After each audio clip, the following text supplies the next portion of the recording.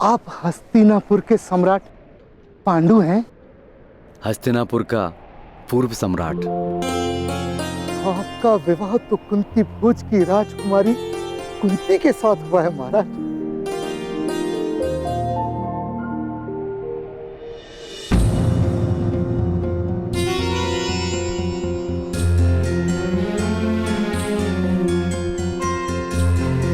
आपके विवाह के समय मैं कुंती भोज नगर नहीं था, अपना दिव्य रथ लेकर आया था मैं यहाँ।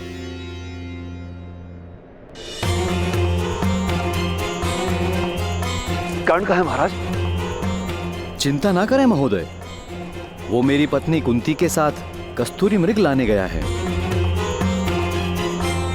हम कर्ण को ढूंढने जाते हैं महाराज। भ्राताश्री शीघ्र कीजिए। उस पर कोई संकट नहीं आएगा, आप निश्चिंत रहिए। मेरा पुत्र संकट से दूर रह ही नहीं पाता महाराज। कहीं उसके कारण महारानी कुंती पर कोई संकट ना आ जाए। भ्राताश्री शीघ्र कीजिए।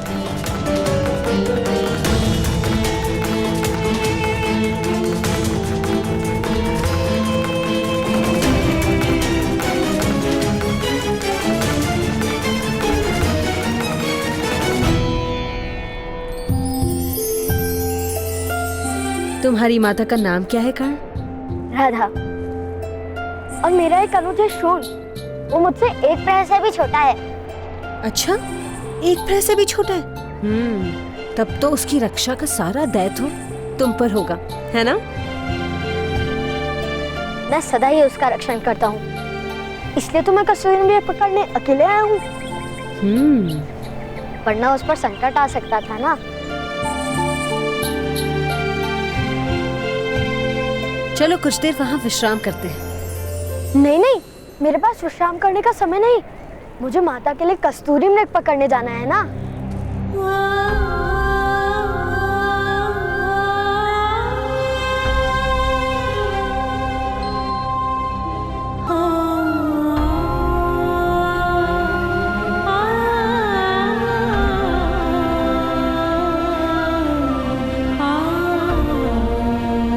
अरे,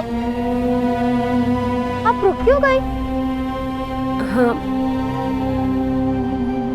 इस समय कस्तूरी मृग भी विश्राम कर रहे होंगे।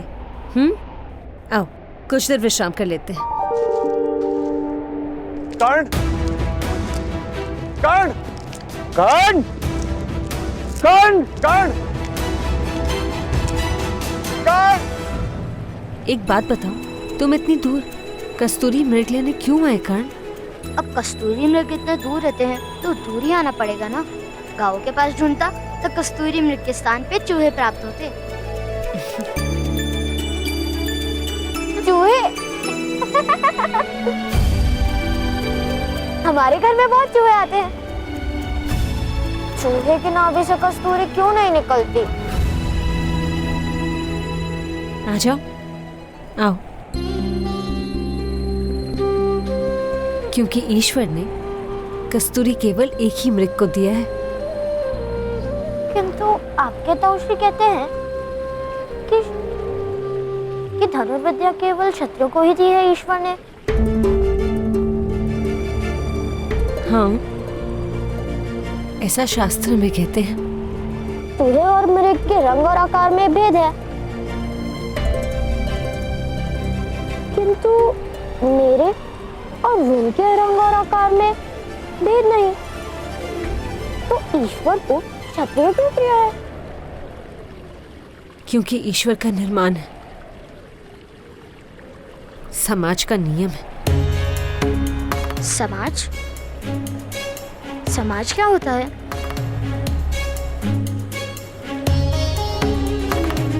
समाज ईश्वर से भी अधिक शक्तिमान होता है पुत्र। ईश्वर से भय नहीं लगता, समाज भयभीत करता है।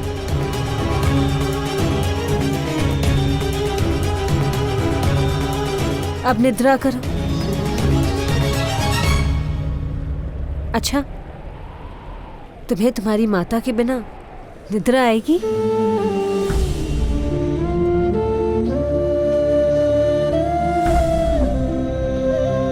माता मुझे प्रतिदिन लोरी सुनाती है। रोहन छोटा है ना, इसलिए माता उसकी खाट पर बैठकर उसके बाल सहलाती है। किंतु वो लोरी मैं भी सुनता हूँ। आपका तो कोई बालक नहीं।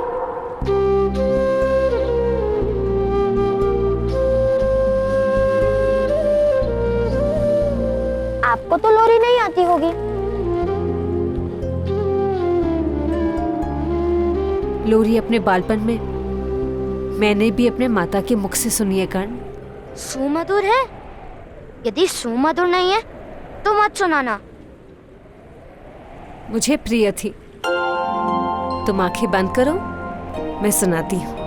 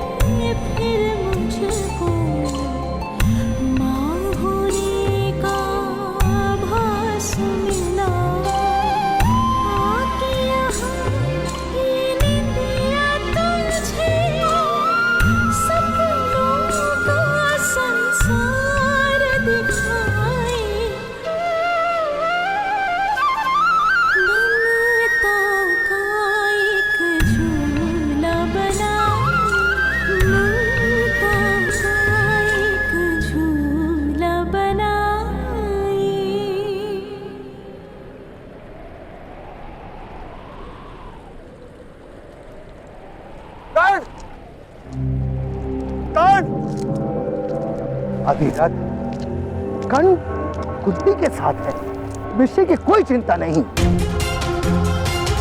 माताश्री महारानी कुंती के साथ है, यही चिंता का विषय है। कहीं कर्ण के कारण उन्हें कोई हानि ना हो।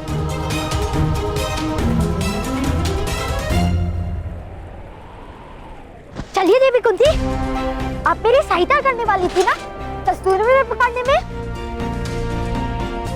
चलिए। कर्ण, कर्ण रुको। कर्ण मैं आ रही हूँ। कर्ण।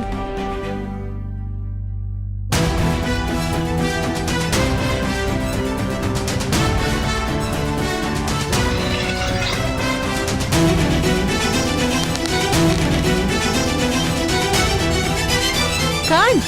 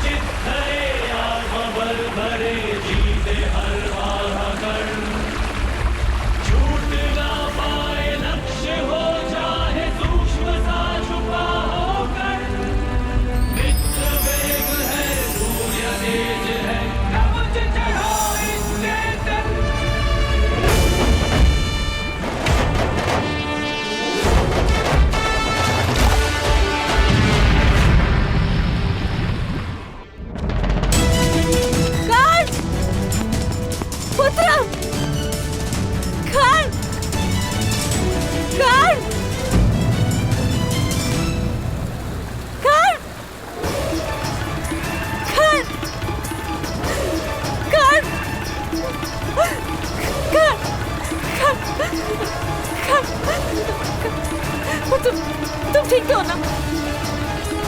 कोई काम तो नहीं है, कोई पीड़ा तो नहीं है ना तुम? पुत्र, कितने भयभीत क्यों हो पुत्र? मौन क्यों हो पुत्र? क्या हुआ? मैं पर्वत से गिरने वाला था और क्या हुआ?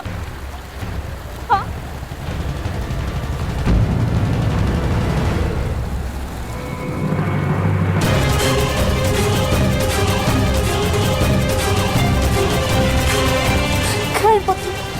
तुम मौन क्यों? क्या हुआ? गार्ड!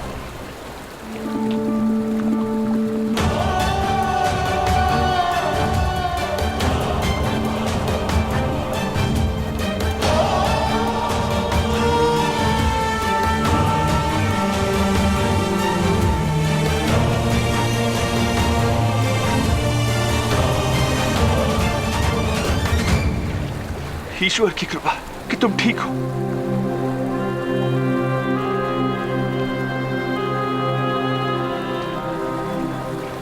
अधीरज सुशेन,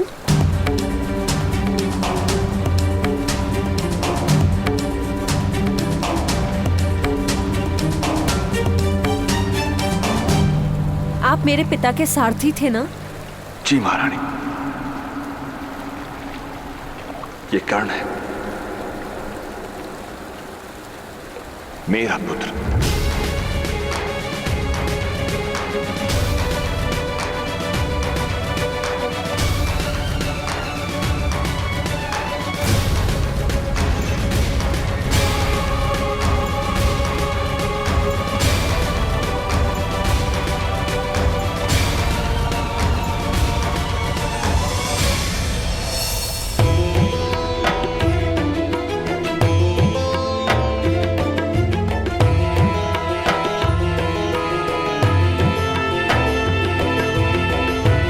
ऐसी कौन सी बात है जो महामहिम भीष्म को चिंतित कर रही है? जब तक हस्तिनापुर के सिंहासन पर धर्म और सामर्थ्य मिल नहीं जाते, मेरा जीवन कार्य पूर्ण नहीं होगा। मुझे मुक्ति नहीं मिलेगी। किंतु ताऊ, ज्येष्ठ भ्राताश्री तो सिंहासन पर बैठे ही हैं। धृतराष्ट्र जन्म से अंध जो हैं,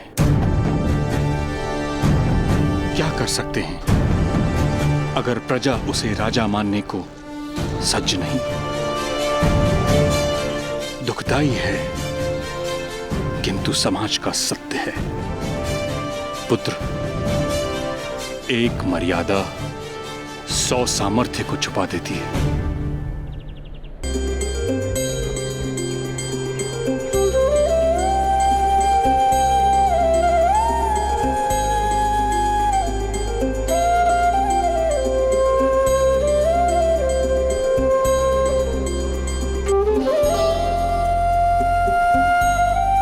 अधीरथ महोदय, कुछ क्षण कर्ण को विश्राम कर लेने दीजिए।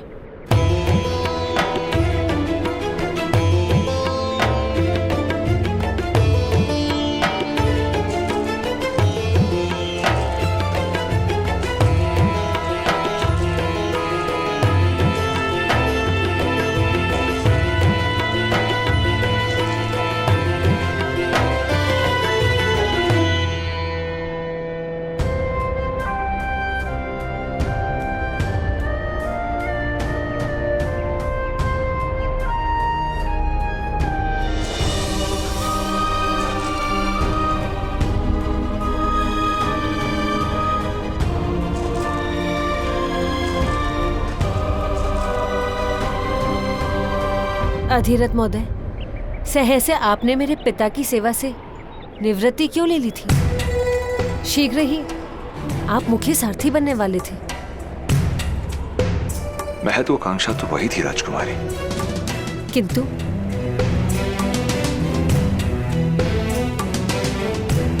कर्ण का रक्षण केवल हिमालय की जड़ी बूटियों और दिव्य औषधियों से ही संभव था। राजकुमारी, मनुष्य मानता है कि जीवन का मार्ग सदा के लिए सीधा और सरल चलता रहेगा, किंतु एक घटना उस मार्ग को सदा के लिए मोड़ देती है।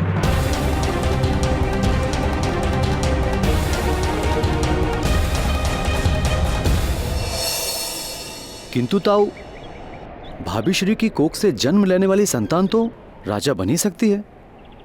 वत्स, यही तो पीड़ा है। गांधारी पिछले 1 वर्ष से गर्भवती है, किंतु प्रसव ही नहीं हो रहा है। लोगों ने कहना शुरू कर दिया कि एक अंध को राजगद्दी पर बैठाकर राज परिवार ने घोर पाप किया है। देवता उसका दंड दे रहे हैं। हस्तिनापुर के लोगों ने हस्तिनापुर को त्याग कर अन्य राज्यों की ओर प्रस्थान करना आरंभ कर दिया है।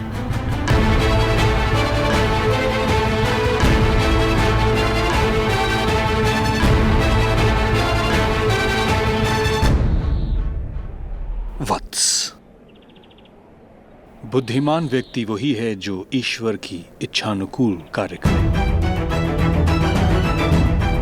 ईश्वर की इच्छा शायद यही है कि कुंती का पुत्र हस्तिनापुर का सम्राट बने।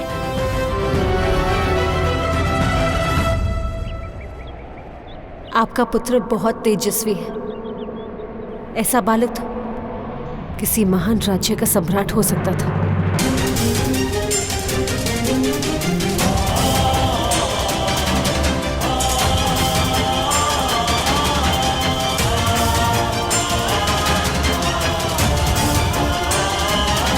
पुत्र, हस्तिनापुर को एक उत्तराधिकारी देने का कर्तव्य तुम्हारा है। असंभव है ताऊ।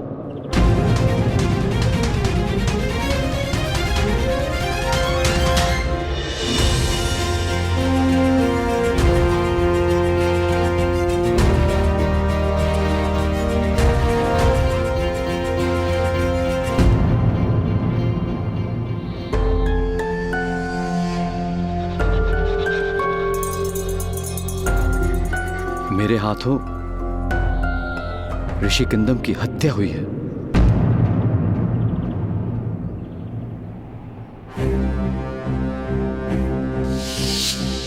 माद्री के कहने पर मैं स्वर्ण हिरण का आखेट करने गया था।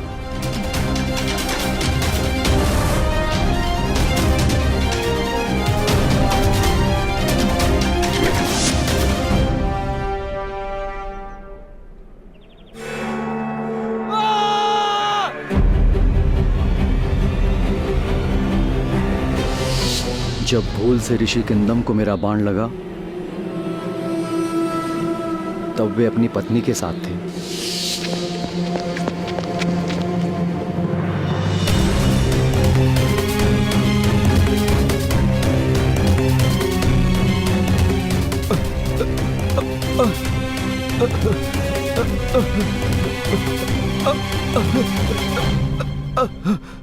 मेरे एक ही तीर से उन दोनों के प्राण चले गए।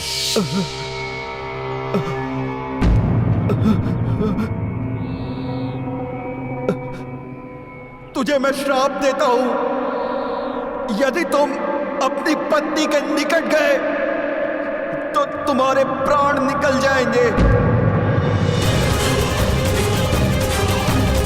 तुम्हारे माध्यम से तुम्हारी पत्नी को कभी संतान प्राप्त नहीं हो सकता। ये मेरा श्राप है। आज श्राप है मेरा। श्राप है मेरा। श्राप है मेरा।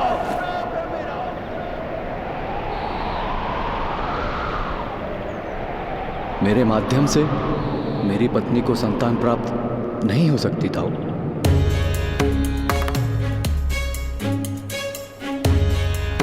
तो क्या यह हस्तिनापुर का दुर्भाग्य है कि उसका सिंहासन सदैव रिक्त रहेगा? किसी चमत्कार, मंत्रबल अथवा नियोग से यदि मेरी पत्नी को कोई पुत्र प्राप्त हो तो उस पुत्र को दत्तक लेकर भी मैं उसे हस्तिनापुर का उत्तराधिकारी घोषित कर दूंगा। ईश्वर करे ऐसा कोई चमत्कार हो। चलो आ जाओ, चलो बैठो यहाँ।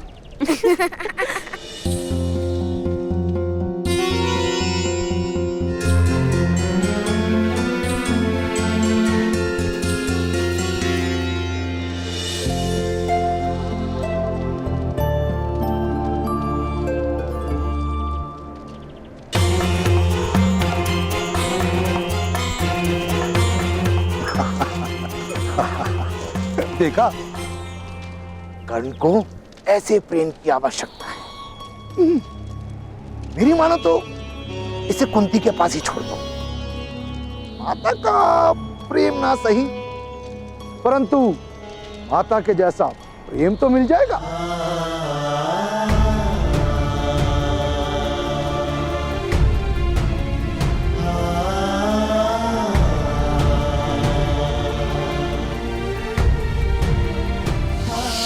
कभी मेरा पुत्र नहीं बन सकता आर्य, और इस बालक को मैं प्रेम नहीं दूंगी आर्य।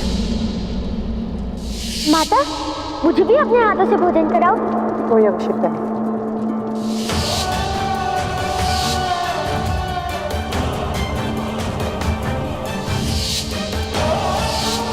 करण को पालना ही मेरे जीवन की एक पीड़ा है।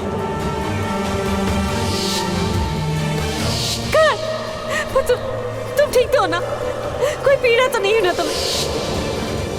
आज रात भर तुम घर से बाहर कर। कर्ण को ऐसे प्रेम की आवश्यकता है। मेरी मानो तो इसे कुंती के पास ही छोड़ दो।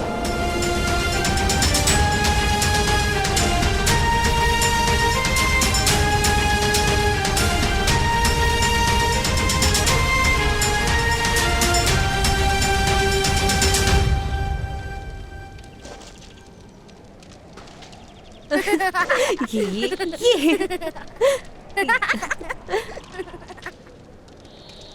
राजकुमारी, आपकी आज्ञा लेना चाहता हूं। हमारे प्रस्थान का समय हो गया है। कर्ण, पुत्र,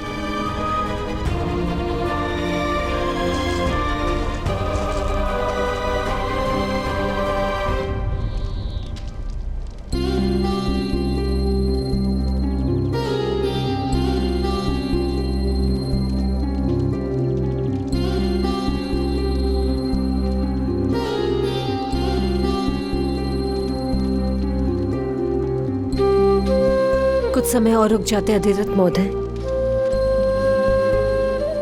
रात्रि का समय है। आप कर प्रातःकाल प्रस्थान कर सकते हैं। कल प्रातःकाल बहुत देर ना हो जाए। राजकुमारी, कर्ण की माता चिंतित होगी।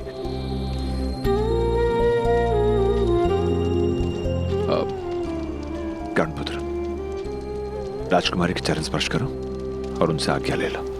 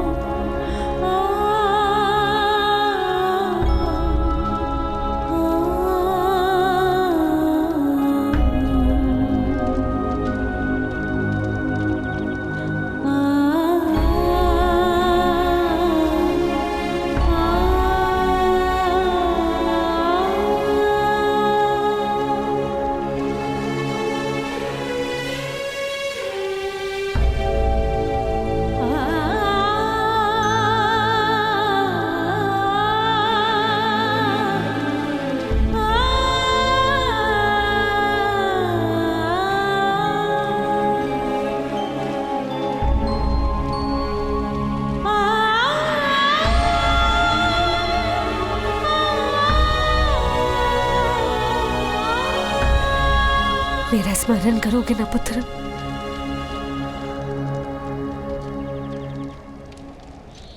ये मेरे लिए गाई गई पहली लोरी थी देवी कुंती।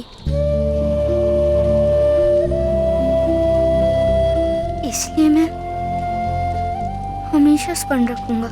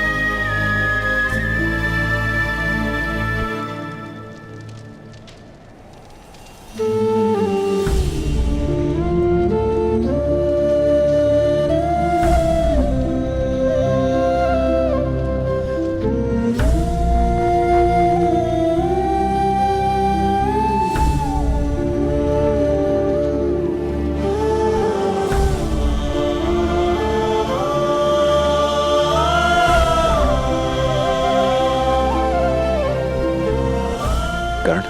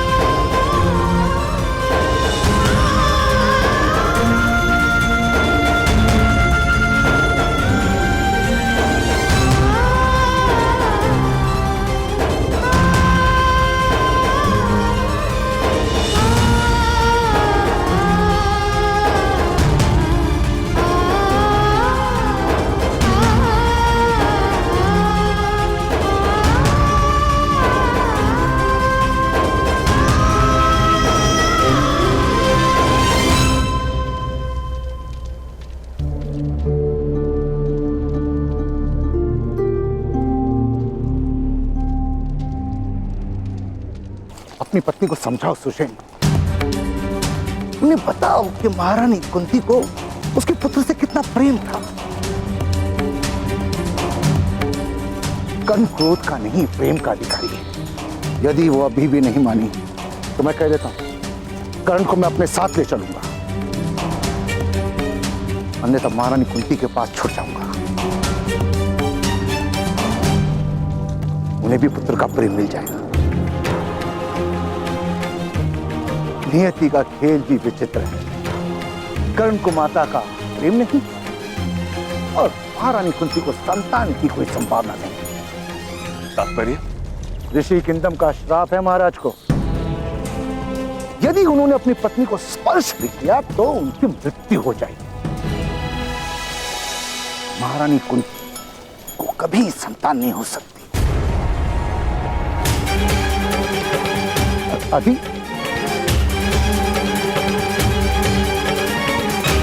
आपका पुत्र बहुत तेजस्वी,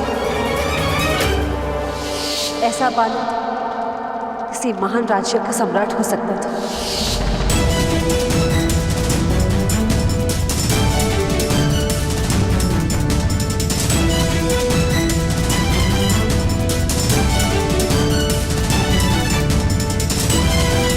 अरे अधिरथ, अधिरथ,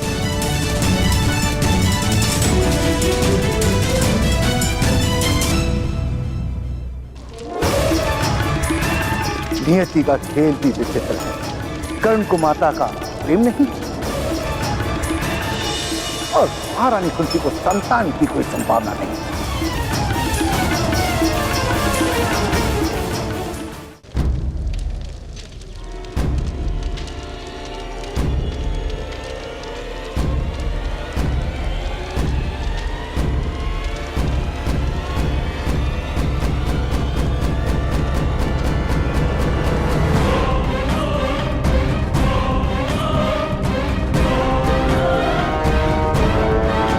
अपने प्रण का विस्मरण हो गया अधिरथ महोदय। नहीं देवी, किंतु जिस बालक का उत्तरदायित्व तो आपने मेरे सर दिया था, उसके भविष्य का स्मरण हो गया। एक सी का बालक कुछ समय के लिए एक छोटी सी घड़ी में छुप सकता है, वहां पल नहीं सकता। कर्ण की दिव्यता मेरे आवास में कैसे पल सकती है? हस्तिनापुर के सिंहासन पर अधिकार है उसका। उसका अधिकार है राजकुमारी कुंती की ममता पर। नहीं अधिरथ, कर्ण को कभी हस्तिनापुर का सिंहासन प्राप्त नहीं होगा, क्योंकि कर्ण महाराज पांडु का पुत्र नहीं। क्षत्रियों में नियोग के माध्यम से भी पुत्र प्राप्त होना उचित माना गया है, किंतु उस पद्धति में समग्र परिवार की सहमति होती है। विवाह से पूर्व जन्मा बालक स्त्री के पति की संतान कभी मानी नहीं जा सकती। राजकुमारी का ये रहस्य यदि प्रकट हो गया तो महाराज क्रोध में आकर राजकुमारी का त्याग भी कर सकते हैं। महामहिम इस बात को हस्तिनापुर का अपमान मानकर कुंती राष्ट्र पर आक्रमण कर सकते हैं। जब माता सीता की पवित्रता पर संदेह होता था तो राजकुमारी का क्या होगा? कर्ण का क्या होगा?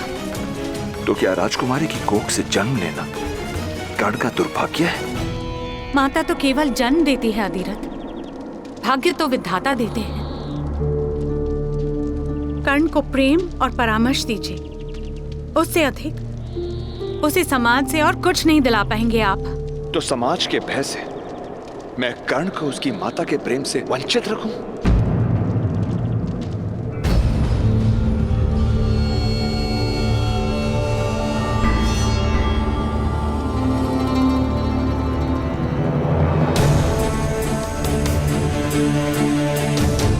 अधिरथ महोदय, आप लौट आए?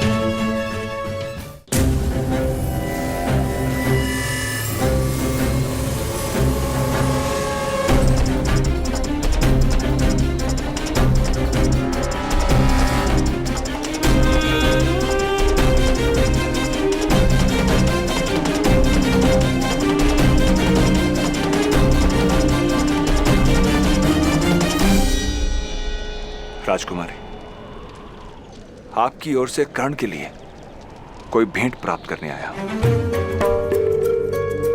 बच्चों के स्वर्ण कच्चे होते हैं। आपकी दी गई भेंट कर्ण के लिए आपके स्मरणों का आधार बन जाएगी।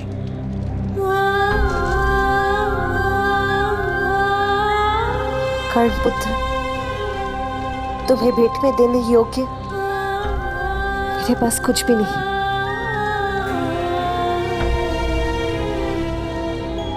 केवल इस अंगूठी के।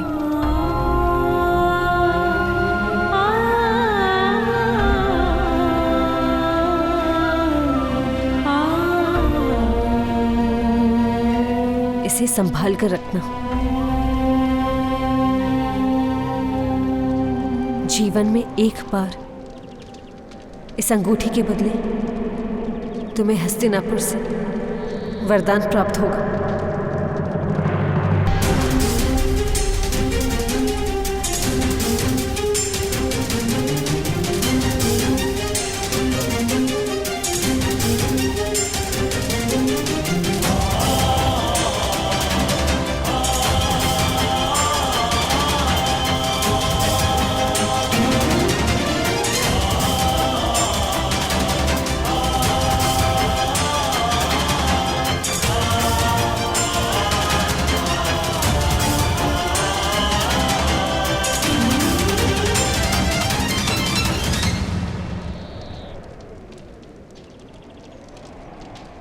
अधिरथ महोदय, आपने महाराज कुंती भोज तथा कुंती राष्ट्र पर बहुत बड़ा उपकार किया है। और दुख की बात यह है कि आपका यह अनुग्रह कोई कभी जान नहीं पाएगा।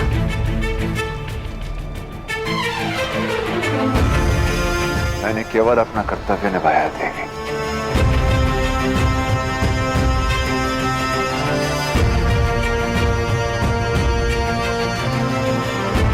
किंतु दुख इस बात का है कि एक बार पुनः समाज के भय ने कर्ण को उसके अधिकार से वंचित कर दिया।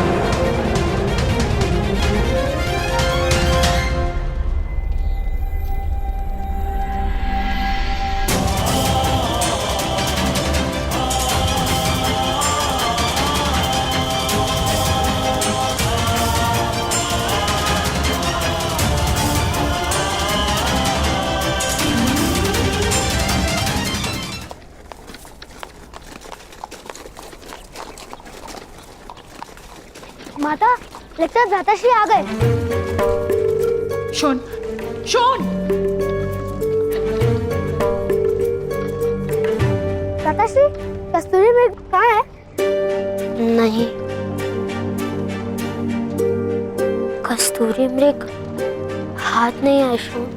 किंतु यदि आप कस्तूरी मृग नहीं लाएंगे तो माता का प्रेम आपको किस प्रकार प्राप्त होगा?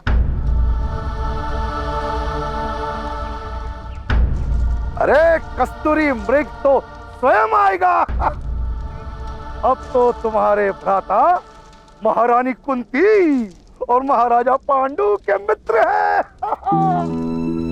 कस्तूरी मृग क्या, अब तो स्वर्ण का कस्तूरी मृग आएगा। चलो भीतर चलो। पता है शोन, महारानी ने तुम्हारे भ्राता कर्ण को अपनी अंगूठी दी है। अब तो तुम्हारी माता ने यदि कर्ण को प्रेम नहीं दिया तो दरिद्र रह जाएंगी और पछताएंगी। आर्य, जेठ जी से कहिए कि कुंती बोझ का राज सारथी एक छोटे से गांव में छोटे छोटे रथ बनाकर पूरे वर्ष में केवल 2 सुवर्ण मुद्रा प्राप्त करते हैं। इससे अधिक दरिद्रता और क्या आएगी?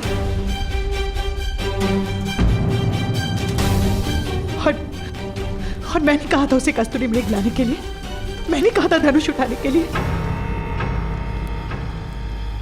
तो फिर उसकी मूर्खता का दंड मुझे क्यों मिल रहा है?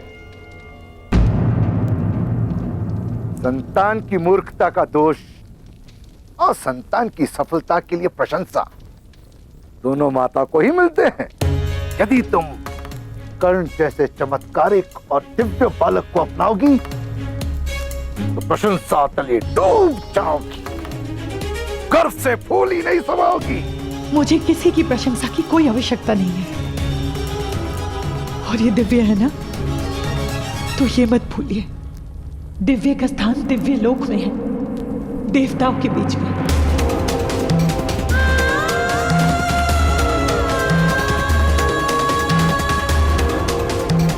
मनुष्य लोक में हम जैसे साधारण मनुष्य के बीच में नहीं।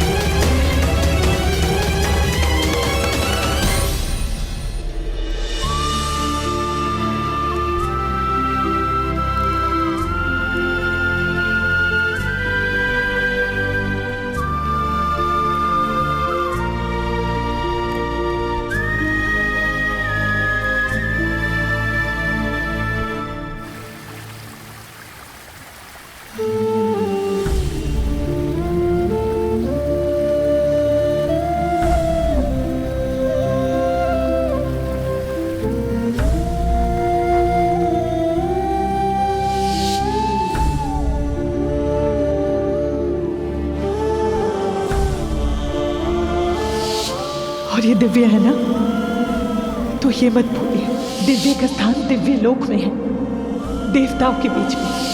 मनुष्य लोक में हम जैसे साधारण मनुष्य के बीच में नहीं।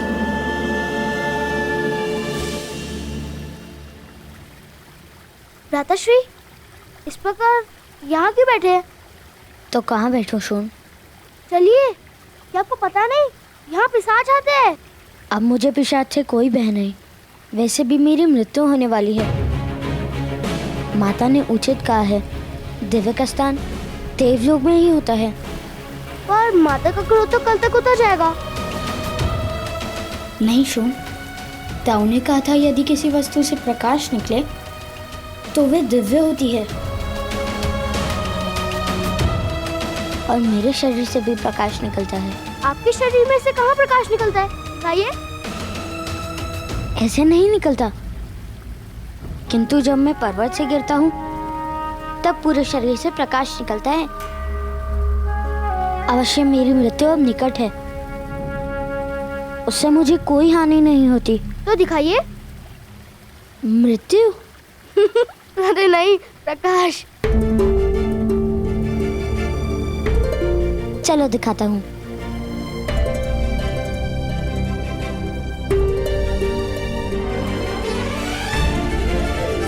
और कितना चलाओगे भ्राताश्री?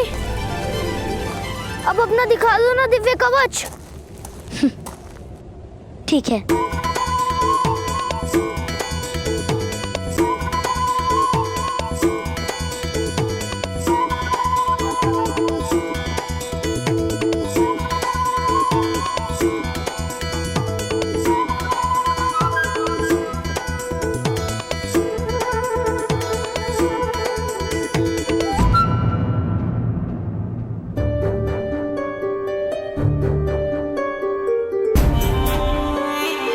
आश्चर्य है, अब कवच नहीं निकल रहा।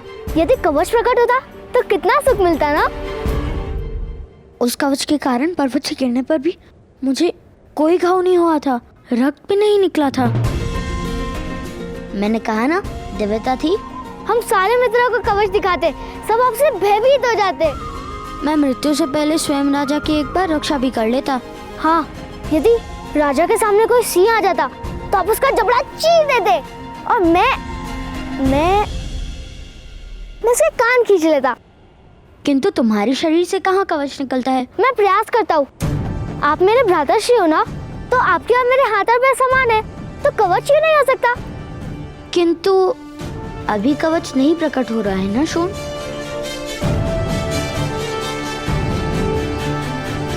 संभवतः पर्वत से गिरने पर प्रकट हो। मैं प्रयास करता हूँ। नहीं शोन, ठहरो, ऐसा साहस करना उचित नहीं।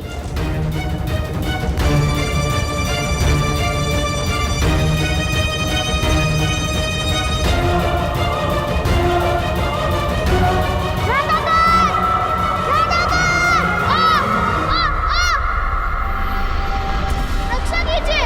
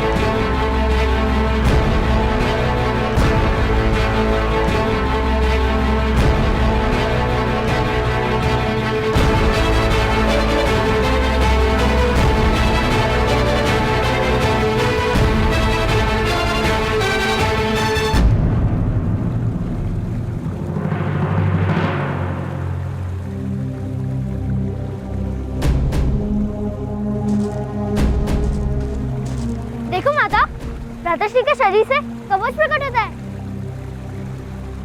और आपने देखा वो पत्थर भी कैसे टूट गया। किंतु मुझे और मेरे भ्राताश्री को कोई हानि नहीं हुई।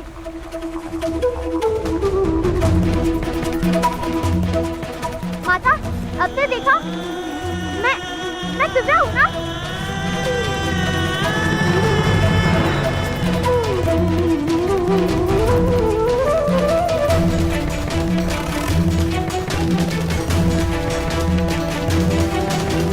अंदर रखना, विनाश हो तुम, मेरे शोन से दूर रहना। शोन, चलो। छोड़ दो मुझे माता, मुझे भ्राता गण के पास जाना है। कोई आवश्यकता नहीं है।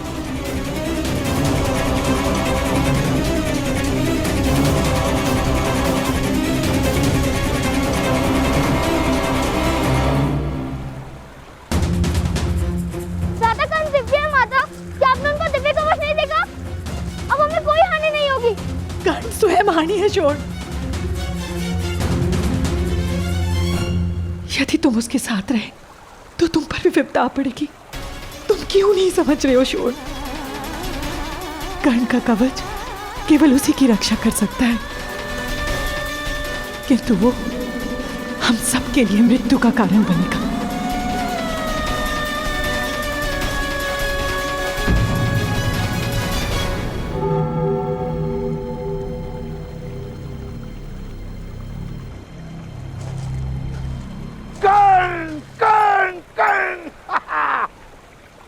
तुमने तो अपनी दिव्यता बता दी। अब एक और दिव्य रथ बनाने में मेरी मदद करोगे?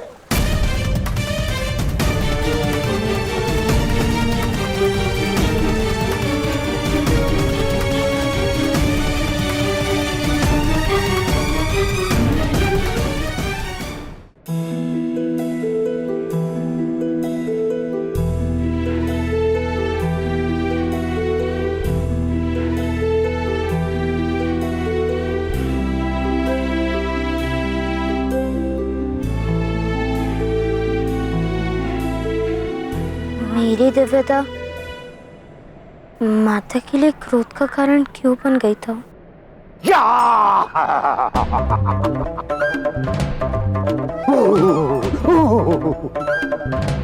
तुम्हारी माता भयभीत हो गई होगी। तुम्हारी दिव्यता तो प्रेम का कारण है पुत्र। किंतु माता को मेरी दिव्यता से प्रेम नहीं हुआ था। दिव्यता और प्रेम का कोई संबंध नहीं होता पुत्र। दिव्यता से या तो श्रद्धा जन्म लेती है या फिर भय। और तुम्हारी दिव्यता से तुम्हारी माता अधिक से अधिक तुम्हें प्रणाम कर सकती है, प्रेम नहीं।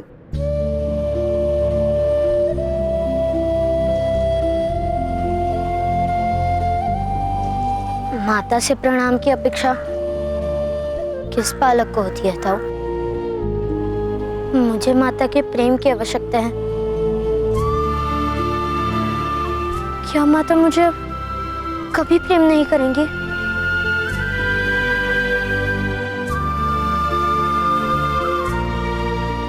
नहीं, नहीं पुत्र नहीं, ऐसा नहीं है। तुम्हारी माता तुमसे बहुत प्रेम करती है। ईश्वर हो या माता, अपनी निर्बल संतान को सदा ही अधिक प्रेम दिखाती है। और शून में तुम जैसा चमत्कारियां तो है नहीं, शक्तियां तो है नहीं, बस इसी कारण तुम्हारी माता शून पर अधिक ध्यान देती है। हाँ।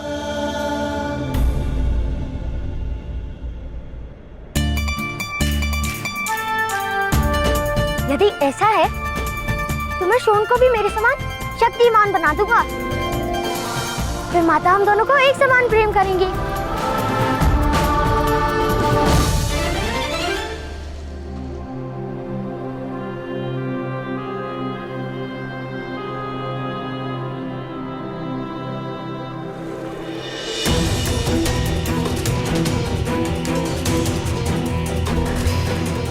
भगवान ने राजकुमारी को आश्वासन दिया था कि वो सदैव अपने पुत्र की रक्षा करेंगे। यही कारण है कि इस बालक के पास दिव्य कवच तथा कुंडल है। आपका पुत्र बहुत तेजस्वी है। ऐसा बालक तो किसी महान राज्य का सम्राट हो सकता था।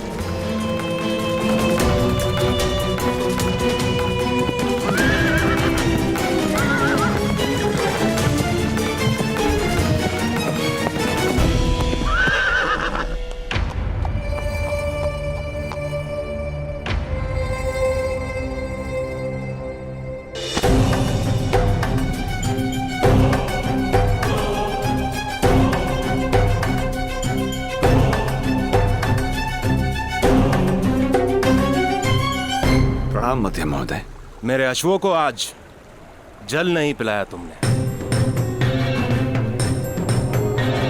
क्षमा कीजिएगा, किसी काम में व्यस्त हो गया था। मैं अभी जल पिला देता हूं। किस काम में व्यस्त है अधिरथ, बहुत अच्छे से जानता हूं मैं। स्वयं अपनी आंखों से देखा है मैंने।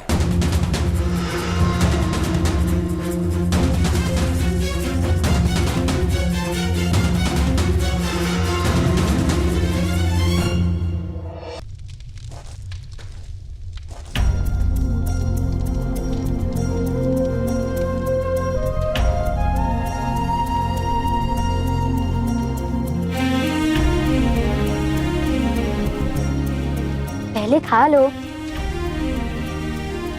इतना क्रोध क्यों शोन? माता ने कहा है कि आपके कवच के कारण हम सबकी मृत्यु हो जाएगी। किंतु मैं जानता हूँ जब तक आप हमारे साथ होंगे तब तक मृत्यु हमें स्पर्श भी नहीं कर सकती है। किंतु माता ये बात समझती क्यों नहीं? अच्छा पहले खा लो। किंतु तुम तो ये बात समझते हो ना? अवश्य, मैं आपसे अत्यंत प्रेम करता भ्राता, 4 लड्डुओं से भी अधिक। किंतु माता आपसे प्रेम नहीं करती, यही कारण है कि माता ये बात समझती नहीं। शीघ्र ही माता मुझसे प्रेम करने लगेगी।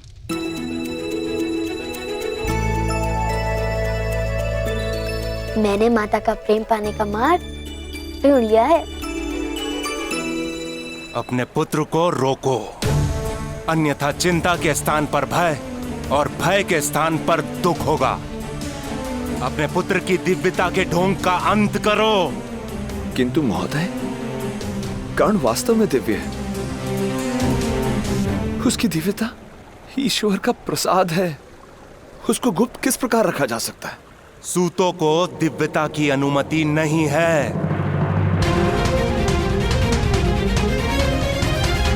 ईश्वर का प्रसाद जात पात नहीं देखता महोदय। यदि ईश्वर का प्रसाद है तो उसे मंदिर में बिठाओ और गर्भगृह का द्वार बंद कर दो, तब उसका नमन किया जाएगा। किंतु जीवन मंदिर में नहीं बीत सकता, उसे संसार में आना ही पड़ेगा। और जिस दिन वो समाज के मध्य आया, उस दिन उस पर जात पात का बंधन अवश्य होगा।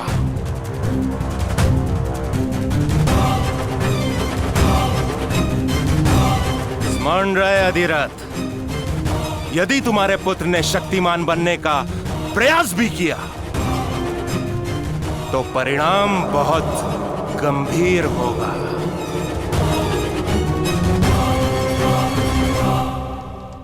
हाँ, मैं तुम्हें भी अपनी भांति महान धनुर्धर बना दूंगा। उसके पश्चात माता का प्रेम मुझे भी प्राप्त होगा।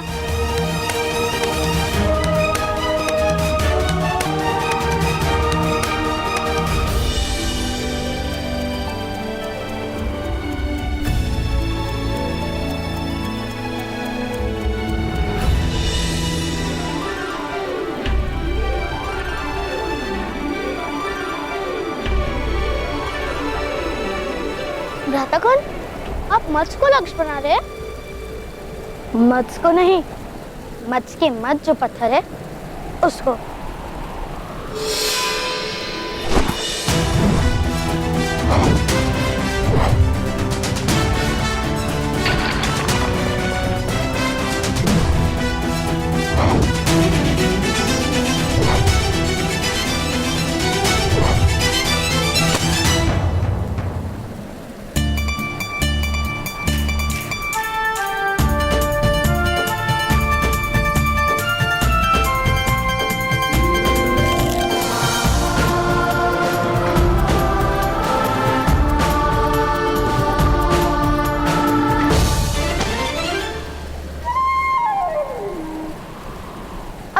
प्रयत्न करो।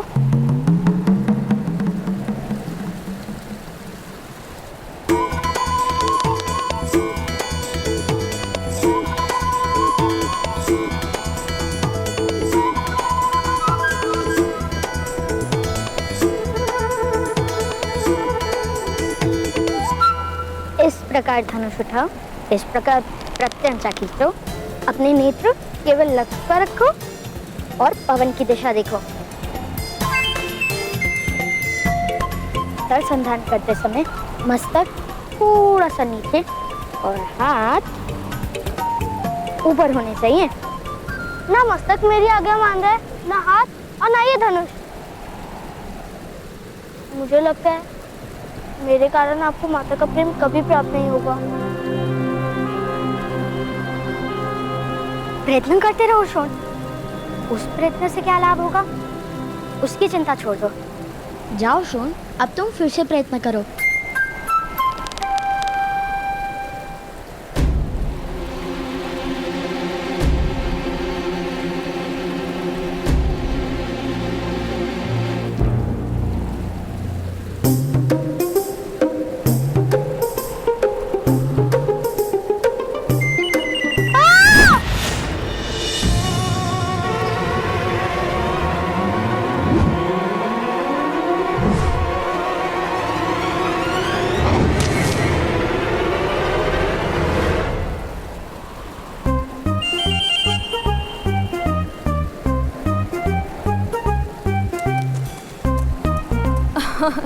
क्यों व्यर्थ प्रयत्न कर रहे हो कर्ण?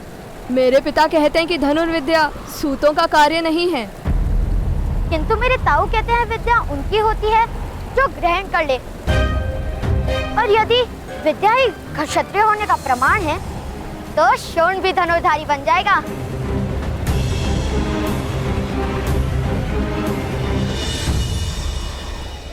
कर्ण के सामर्थ्य को समाज स्वीकार नहीं करेगा। सामर्थ्य कभी स्वीकार की याचना नहीं करता, नए समाज की रचना करता है। प्रार्थना नहीं, परिवर्तन करता है।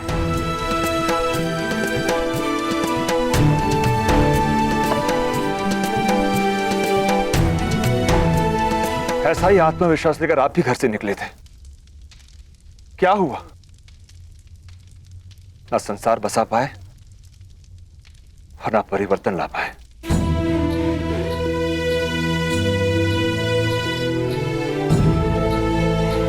क्योंकि मुझ में सामर्थ्य कम था। किंतु कर्ण दिव्य है, वास्तव में दिव्य है। अवश्य किसी देवता का प्रसाद है ये तुम्हारा सौभाग्य है कि कर्ण ने तुम्हारे घर में जन्म लिया है। कर्ण वो है जो समय को बांधेगा, जो इतिहास का निर्माण करेगा, जो समाज में परिवर्तन लाएगा। मूर्खतापूर्ण बात मत करो। क्षत्रिय तो जन्म से ही होता है। तो क्या क्षत्रिय विद्या लेकर जन्म लेते हैं? हाँ अवश्य, इसीलिए तो कहते हैं धनुर्विद्या पर क्षत्रियों का अधिकार है।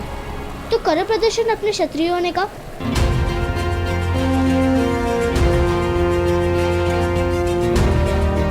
उस पेड़ से फल लाकर दिखाओ। मत्स्य के मत से तुम्हें अपने बाण का मार्ग बनाना पड़ेगा।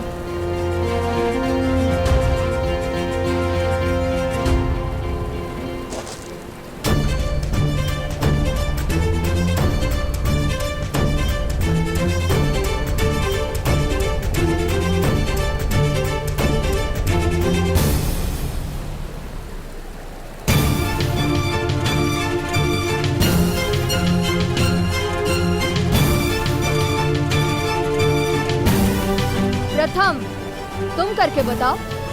किंतु शोण अभी क्षत्रिय नहीं बना, उसकी विद्या भी पूर्ण नहीं हुई। किंतु तुम तो क्षत्रिय हो, तुम तो विद्या लेकर जन्मे हो। तुम ही लक्ष्य भेद कर दो। नहीं, मैं लक्ष्य भेद नहीं कर सकता। अर्थात तुम क्षत्रिय नहीं हो। तुम मेरे साथ प्रतियोगिता करोगे? पहले तुम मेरे भ्राताश्री को पराजित करके दिखाओ।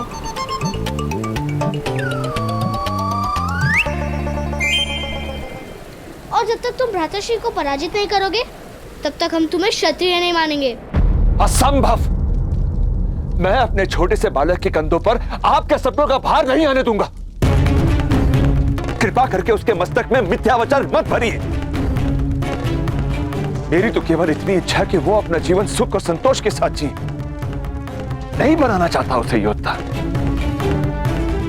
नहीं करवानी है समाज के साथ शत्रुता, उसके जीवन में संघर्ष नहीं भरना चाहता मैं। सामर्थ्य और संघर्ष में तो पति पत्नी का संबंध है अधिरथ। नहीं भ्राताश्री, कोई संघर्ष नहीं होगा उसके जीवन में।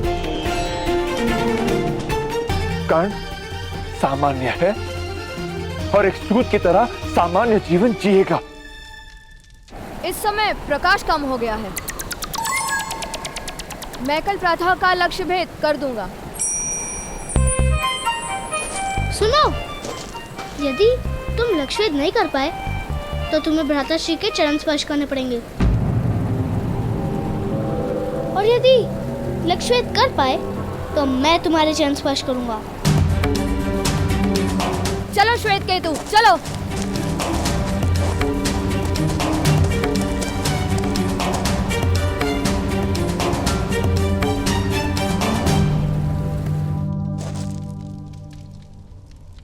एक सूत के हाथ में रथ की धुरा होती है, धनुष नहीं।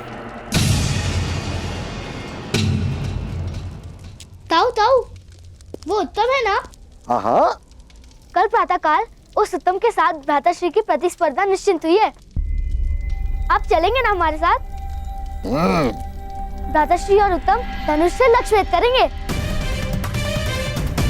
और जब उत्तम पराजित हो जाएगा तब वो भ्राताश्री के चरण स्पर्श करेगा। अरे वाह! ये क्या प्रलाप कर रहे हो तुम? कोई प्रतिस्पर्धा नहीं होगी, कोई लक्ष्य भेद नहीं होगा। किंतु पिताश्री, यदि प्रतिस्पर्धा नहीं होगी तो भ्राताश्री को उस उत्तम के चरण स्पर्श करने होंगे। तो कर्ण चरण स्पर्श नहीं, बड़ी बात करेगा।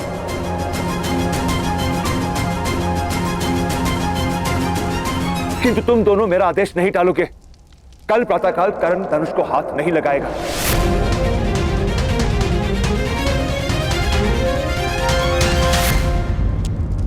पिताश्री, कल प्रातःकाल मुझे आपके साथ आने का आदेश दीजिए ना।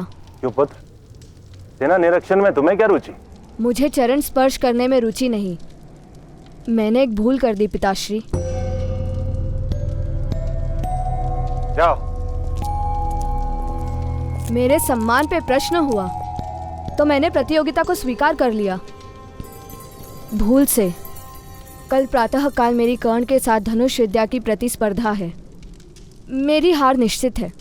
वो सूतपुत्र अब भी ये साहस उसके पिता को चेतावनी दी थी, फिर भी यदि उसने कल धनुष का स्पर्श किया तो जीवन भर उस साहस के लिए पछताएगा।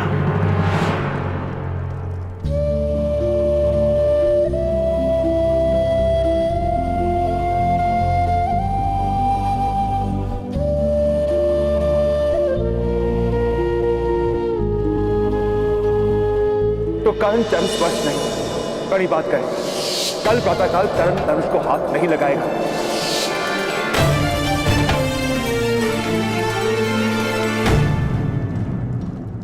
तुम्हारी ओर से मैं उत्तम के चरण स्पर्श करूंगा। शोन,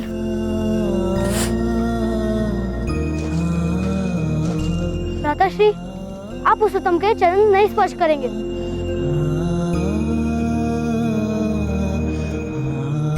आपको प्रतियोगिता करनी ही पड़ेगी।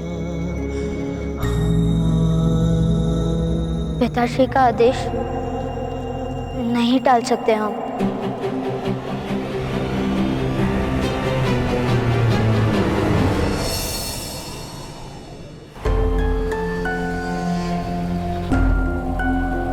वो सूतपुत्र नहीं आएंगे। क्षत्रियों से प्रतियोगिता करने का साहस सूत पुत्र में नहीं होता पुत्र। और चरण स्पर्श करने की संभावना से वो कर्ण भयभीत हो गया होगा। चरण स्पर्श करवाने के लिए हम उनके घर चले पिताश्री? नहीं पुत्र, अब तो गांव के बीच वो कर्ण तुम्हारे चरण स्पर्श करेगा। चलो।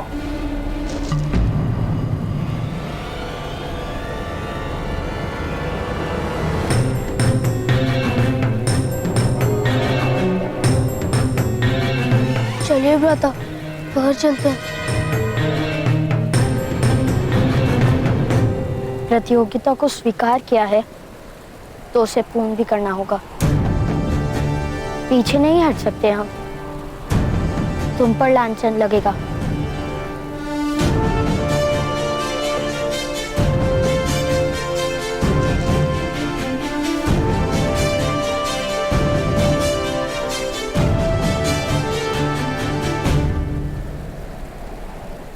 प्रतियोगिता करोगे कैसे पुत्र? तुम्हें तो धनुष चलाने का अधिकार ही नहीं है। उचित कह रहे हैं आप। पिताश्री ने हमें धनुष चलाने की अनुमति नहीं दी। अंत में तुम्हारे पिता को सत्य के दर्शन हो ही गए। आओ शोण, मेरे चरण तुम्हारी प्रतीक्षा कर रहे हैं।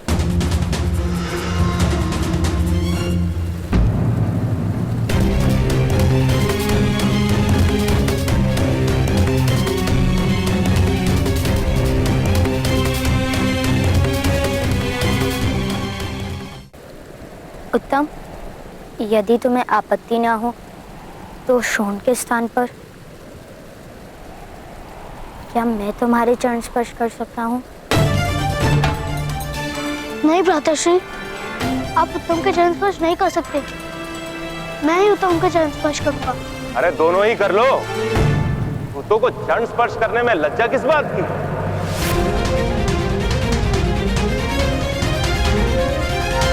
क्षत्रियों के चरण स्पर्श करके अपने वास्तविक स्थान को स्वीकार करो।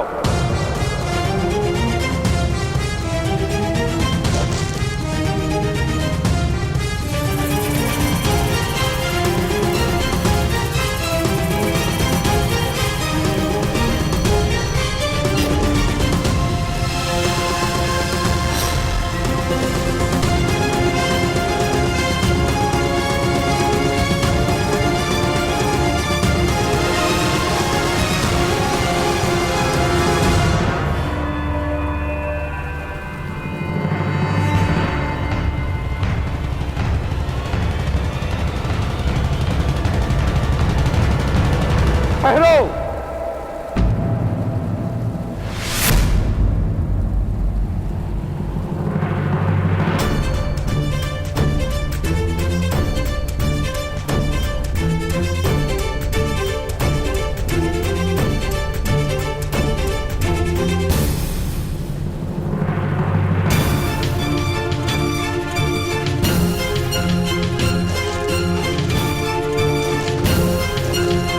जाओ पुत्र।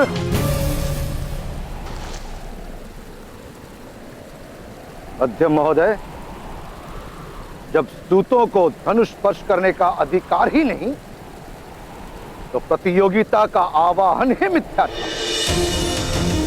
जय पराजय का प्रश्न ही कहां उठता है? तात्पर्य ये महोदय, यदि प्रतियोगिता ही नहीं हुई तो चरण स्पर्श ही क्यों? उचित कह रहे हो। चरण स्पर्श करने की कोई आवश्यकता नहीं। बस इन सूत पुत्र को अपना स्थान स्मरण रहे, वही काफी है। चलो तब। किंतु आपके पुत्र को तो धनुष स्पर्श करने का अधिकार है ना?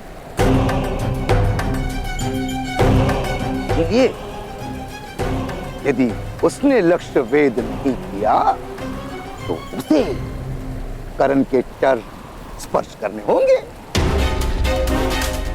आओ आओ पुत्र उत्तम, आओ कर्ण के चरण स्पर्श करो या लक्ष्य वेद करो। जाओ पुत्र, लक्ष्यभेद करो। जाओ।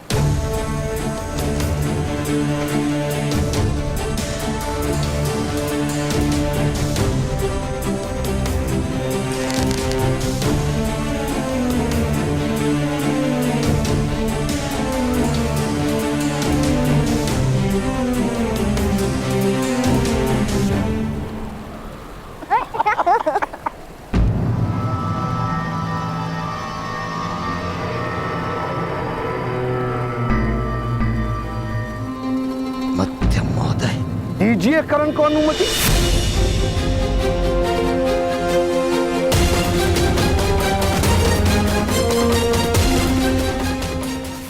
दीजिए कर्ण को अनुमति। पिताश्री ने हमें धनुष चलाने की अनुमति नहीं दी।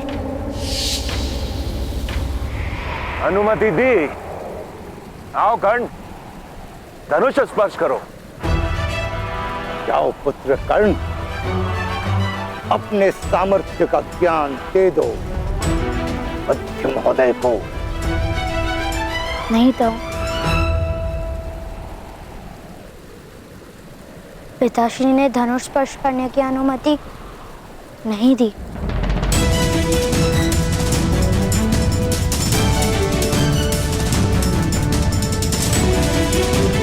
पुत्र कर्ण, ईश्वर ने 2 हाथों के साथ 2 पैर भी तो दिए हैं। तुम्हारे पिताश्री ने तो केवल हाथों से धनुष ना स्पर्श करने का आदेश क्या है।